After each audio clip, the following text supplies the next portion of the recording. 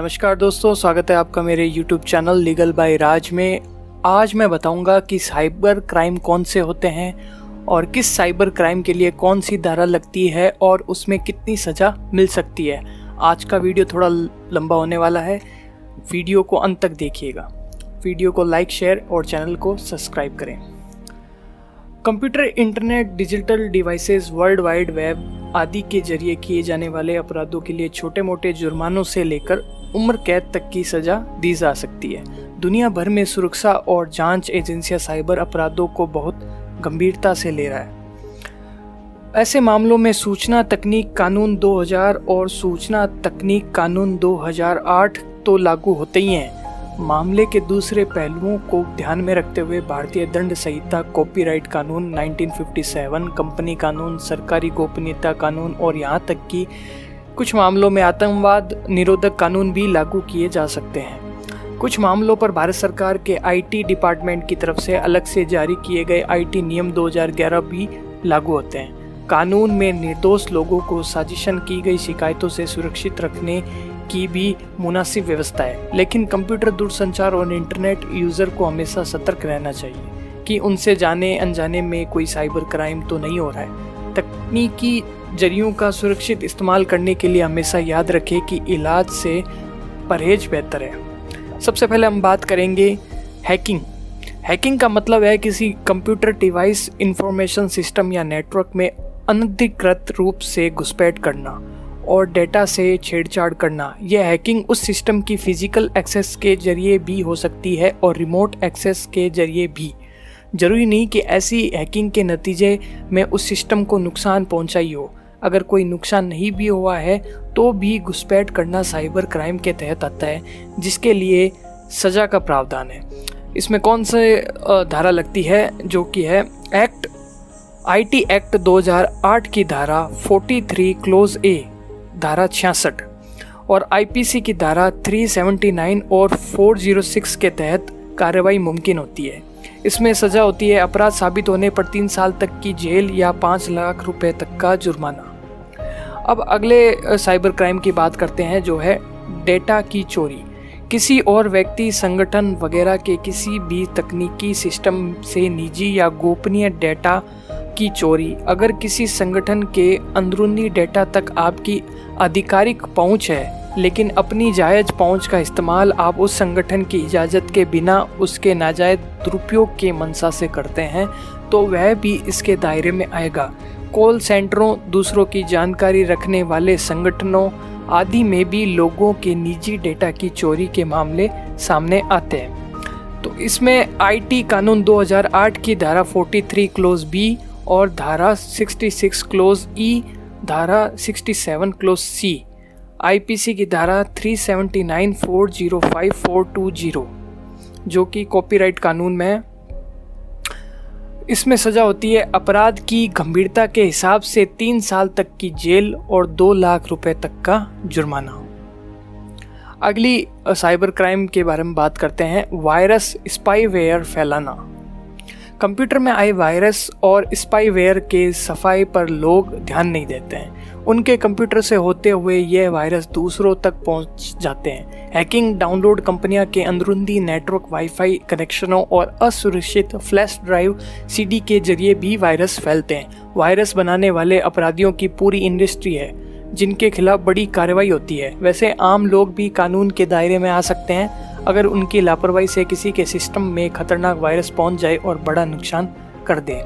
तो इसमें कानून क्या कहता है, जो है धारा आईटी एक्ट 2008 की धारा 43 सी क्लोज सी, धारा 66, आईपीसी की धारा 268 देश की सुरक्षा को खतरा पहुंचाने के लिए फैलाए गए वायरसों पर साइबर आतंकवाद से जुड़ी धारा 66 क्लोज एफ भी लागू, जो कि गैर जमानती है। इसमें सज़ा है साइबर वॉर और साइबर आतंकवाद से जुड़े मामलों में उम्र कैद, दूसरे मामलों में 3 साल तक की जेल या जुर्माना। अगले बात करते हैं साइबर क्राइम की, जो है पहचान की चोरी। किसी दूसरे शख्स की पहचान से जुड़े डेटा, गुप्त सूचनाओं वगैरह का इस्तेमाल करना। मिसाल के तौर पर कुछ लोग दूसरों के credit card number, passport number, Aadhaar number, digital ID card, e commerce transaction password और कुछ ऐसे जो लोग यूज़ करते हैं दूसरों की। तो जब आप कोई और शख्स होने का आभास देते हुए कोई अपराध करते हैं या उसका फ़ायदा उठाते हैं तो वह आइडेंटिटी थेफ्ट मतलब पहचान की चोरी के दायरे में आता है, जो कानून के तहत आईटी एक्ट 2008 की धारा 4366 क्लोज सी, आईपीसी की धारा 419 का इस्तेमाल मुमकिन है, जिसमें सज़ा 3 साल तक की जेल या 1 लाख रुपए तक का जुर्माना है। अगले साइबर क्राइम की बात करते हैं, ईमेल स्पूफिंग और फ्रॉड। किसी दूसरे शख्स के ईमेल पते का इस्तेमाल करते हुए गलत मकसद से दूसरों को ईमेल भेजना इसके तहत आता है। हैकिंग, फिशिंग, स्पैम और वायरस स्पाईवेयर फैलाने के लिए इस तरह के फ्रॉड का इस्तेमाल ज़्यादा होता है। इनका मकसद ईमेल पाने वाले को धोखा देकर उसकी गोपनीयता जानकारियां हासिल कर लेना होता है। ऐसी जानकारियों में बैंक खाता number, credit card number, e commerce site का पासवर्ड वगैरह आ सकते हैं। तो इसमें कानून क्या कहता है? आईटी कानून 2000 की धारा 77B, आईटी संशोधन जो संशोधित है कानून 2008 की धारा 66D, आईपीसी की धारा 417, 419, 420 और 465 लगती है। इसमें 3 साल तक की जेल और जुर्माना भी हो सकता है। अगला साइबर क्राइम की बात करते हैं जो है कि पोर्नोग्राफी। पोर्नोग्राफी के दायरे में ऐसे फोटो, वीडियो, टेक्स्ट, ऑडियो और सामग्री आती है जिसकी प्रकृति यौन हो और जो यौन कृत्यों और नग्नता पर आधारित हो। ऐसी सामग्री को इलेक्ट्रॉनिक ढंग से प्रकाशित करने, किसी को भेजने या किसी और के जरिए प्रकाशित करवाने या भिजवाने पर पोर्नोग्राफी निरोधक कानून लागू होता है। जो लोग दूसरों के नग्न या अश्लील वीडियो तैयार कर लेते हैं या एमएमएस बना लेते हैं और इलेक्ट्रॉनिक माध्यमों से दूसरों तक पहुंचाते हैं, किसी की उसकी मर्जी के खिलाफ अश्लील संदेश भेजते हैं, वह भी इसके दायरे में आते हैं। इसमें कानून क्या कहता है? आईटी संशोधन हुआ है जो कानून 2008 की धारा 67 क्लोज ए, आईपीसी की धारा 292, 293, 294, 500, 506 और 509 है। इसमें जुर्म की गंभीरता के लिए लिहाज से पहली गलती पर 5 साल तक की जेल और 10 लाख रुपए तक का जुर्माना, दूसरी बार गलती करने पर जेल की सज़ा 7 साल हो सकती है।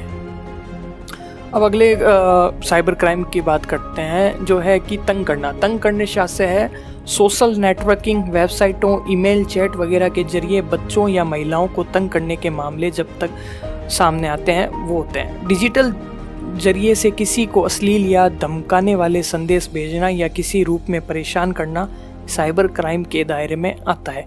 किसी के खिलाफ दुर्भावना से अफवाहें फैलाना, नफरत फैलाना या बदनाम करना इसके अंतर्गत आता है।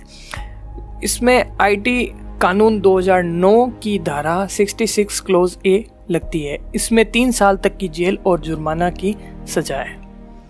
अब अगले साइबर क्राइम की बात करते हैं। आईपीआर मतलब बौद्धिक संपदा का उल्लंघन करना। वेब पर मौजूद दूसरों की सामग्री को चुराकर अनधिकृत रूप से इस्तेमाल करने और प्रकाशित करने के मामलों पर भारतीय साइबर कानूनों में अलग से प्रावधान नहीं है, लेकिन पारंपरिक कानून के तहत कार्रवाई की मुनासिब व्यवस्था है। किताबें, लेख, वीडियो, चित्र, ऑडियो, लोगो और दूसरे क्रिएटिव मटेरियल को बिना इजाज़त इस्तेमाल करना अनैतिक तो है ही और अवैध भी है। साथ ही सॉफ्टवेयर की प्राइवेसी, ट्रेडमार्क का उल्लंघन, कंप्यूटर सोर्स कोड की चोरी और पेटेंट का उल्लंघन भी इस जुर्म के दायरे में आता है। इसमें कॉपीराइट कानून 1957 की धारा 14 और 63 भी लगती है। इसमें 7 दिन से 3 साल तक की जेल या 50,000 रुपये से 2 लाख रुपए तक का जुर्माना लग सकता है। तो उम्मीद है आपको इन सभी साइबर क्राइम के बारे में सभी जानकारी और इससे जुड़ी सज़ा का पूरा पता चल गया होगा। वीडियो को ज़्यादा से ज़्यादा शेयर करें ताकि आज के टाइम में ये जो साइबर क्राइम बढ़ रहे हैं या लोग कर रहे हैं उन्हें पता हो कि इसमें क्या सज़ा होती है और ये होने पर वो क्या एक्शन ले सकते हैं। तो धन्यवाद।